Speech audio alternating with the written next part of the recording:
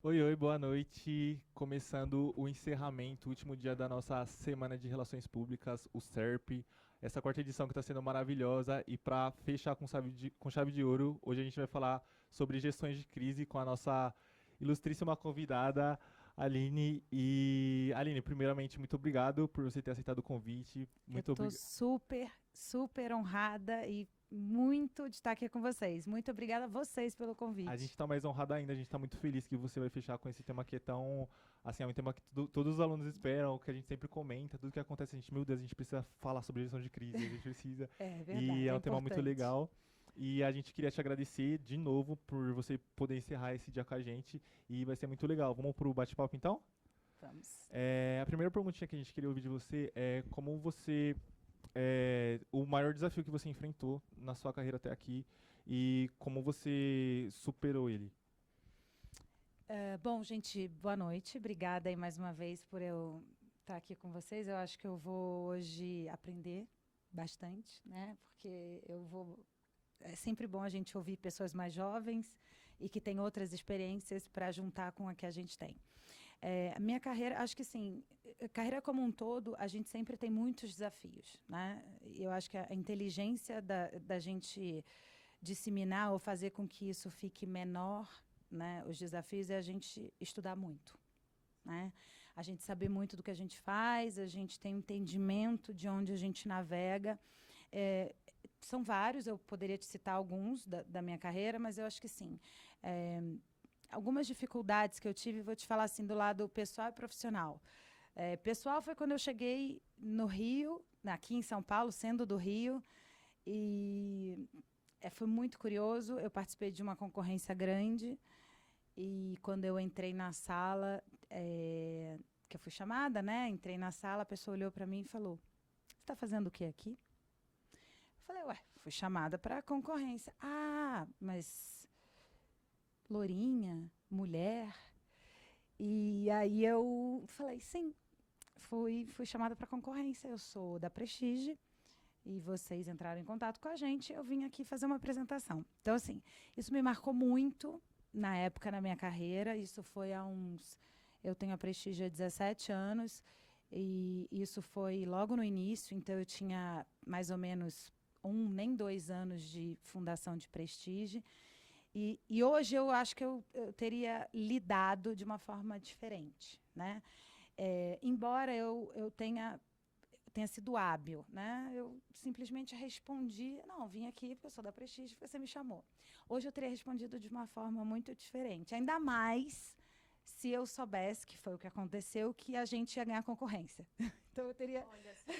respondido de uma forma diferente. Mas assim, isso para mim me marcou, mas não me fez ficar mole e nem fez com que eu ou botasse um pé para trás ou que eu não me refizesse. Muito pelo contrário, me deu força. Então, eu acho que um desafio da carreira da gente é quando alguém ou expõe, ou qual é a palavra que eu posso dizer? Alguém te desafia. É um desafio que você não tem que responder à pessoa que te fez, ou um desafio, ou uma coisa ruim. É você com você mesma. Então, assim, eu falei: o que eu preciso para estar mais preparada para eu não passar esta imagem para essa pessoa? Então, eu não me abalei, fiz o que eu tinha que fazer e entreguei e acabei. A Preste acabou ganhando a concorrência, mesmo a gente sendo uma empresa muito pequena, que tinha acabado de começar. E aí foi super positivo. Poderia não ter sido. Então, isso foi um desafio para mim que me marcou logo no início da empresa. E aí eu acho que os desafios que a gente hoje tem como comunicação, principalmente numa comunicação hoje que tem rede social, mídias sociais, né? Quando eu fundei a Prestige não existia mídia social. Então eu acho que é uma coisa que é muito rápido, é uma coisa que viraliza. Então a gente tem que estar em constante observação, a gente tem que ser muito rápido, a gente tem que ser muito assertivo, a gente tem que estudar, a gente tem que fuçar, a gente tem que pesquisar, porque a gente tem que entregar pronto para o cliente, para que a gente não entregue uma coisa que vá fazer o cliente sair da zona de conforto dele. Né? Então, como a gente trabalha com influenciadoras, a gente tem. Porque você acaba trabalhando com um terceiro, né? Então, não é a sua fala. Né? Não é o seu tom de voz, é alguém que está falando por você. Então, a gente, como intermediário, que é a agência, porque a gente serve de intermediário entre o cliente e a influenciadora, que a gente seja muito assertiva nas nossas estratégias, que a gente estude muito o perfil, que a gente saiba muito da rede social. Porque construir é muito difícil. Agora, destruir... É muito fácil. Basta um post. Então, acho que são duas coisas que... Posso te falar de contrapontos de uma época de início que não existia rede social e os desafios que a gente tem hoje com a rede social, da gente ser muito rápido e construir assim, estratégias e comunicações e metas e métricas que a gente possa deixar o nosso cliente seguro. Aquele famoso olhar 360 da comunicação, Exatamente. Né, que a gente precisa ter. Exatamente. Foi um tema que a gente abordou muito durante essa semana, né? Sobre como nós, como comunicólogos, temos que ter esse olhar 360 para todos os setores da nossa comunicação, como relações públicas, né? E uma segunda pergunta, né, na verdade, é quais os conselhos que você dá para a gente, né, jovens universitários, para conseguir superar esse tipo de crise? Quais são as skills que a gente precisa ter para poder manter uma boa comunicação e entregar um trabalho com excelência? O que eu posso dizer para você assim de cara é que educação salva, principalmente no nosso país. Então, eu acho que estudar é fundamental. Hoje, você só falar uma língua... Eu tenho uma filha de 12 anos, eu digo para ela, não adianta você só falar o inglês. Hoje, o seu diferencial é falar mandarim. Inglês, todo mundo vai falar. Hoje, qualquer pessoa aprende até a falar com a rede social, vendo um filme, coisa que a gente, no passado, não tinha.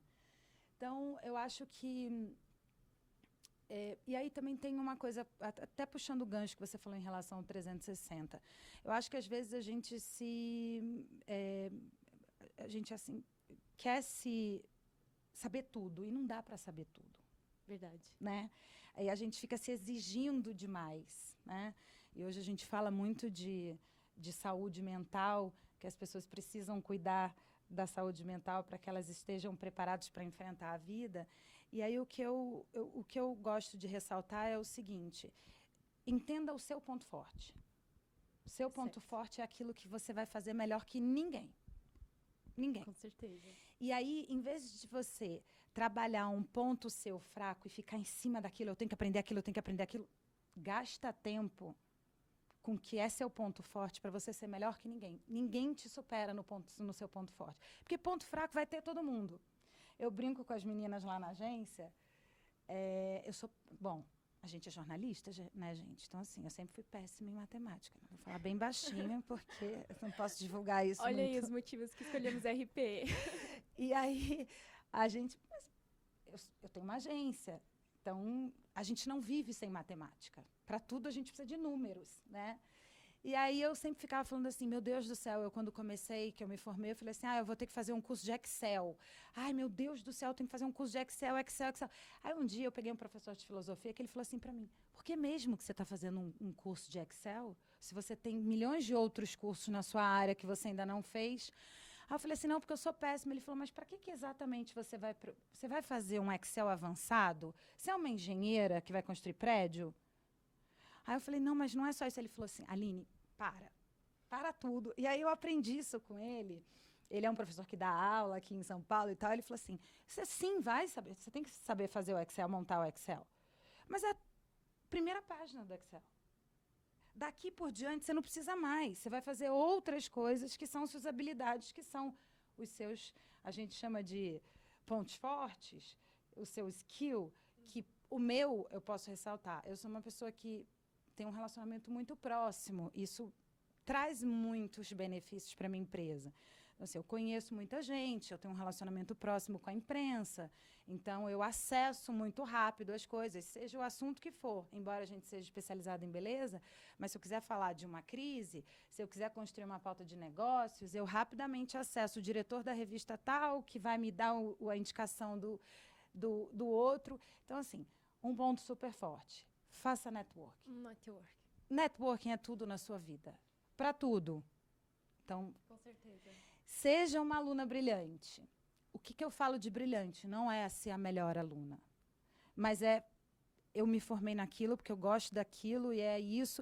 E aí, por isso que eu acho importante o estágio. Eu perguntei um pouquinho para vocês o que vocês faziam, Sim. porque é importante você saber, não é o que você não gosta, é saber o que você quer.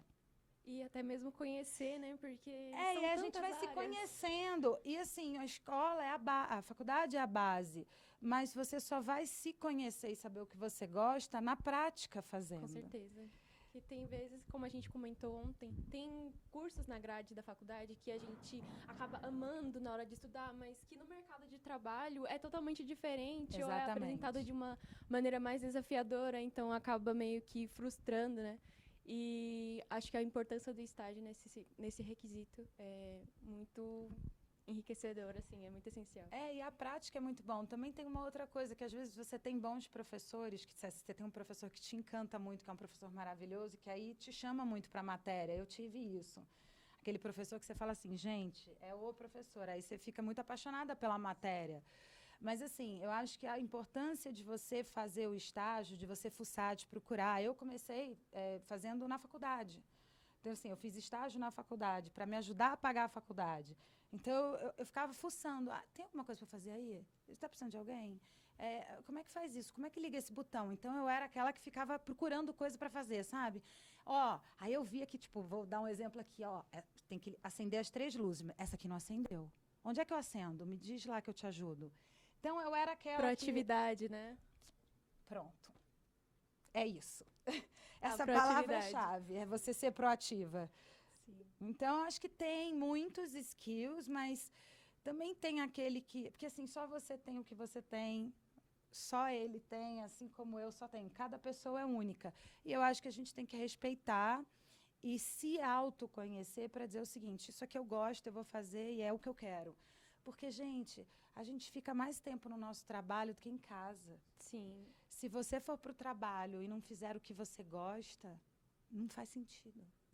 Não faz sentido. Com certeza, e eu adorei.